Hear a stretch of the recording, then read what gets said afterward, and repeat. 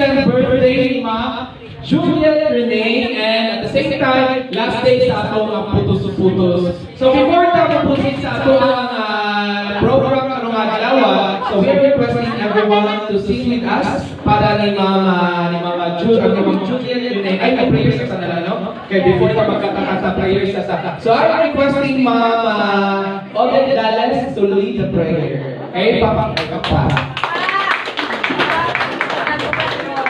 Good morning everyone. Let's put ourselves in the presence of the Lord. In the name of the Father, of the Son, and of the Holy Spirit. Amen. Thank you once again, dear Lord, for allowing us to be here today, together with the group of ours.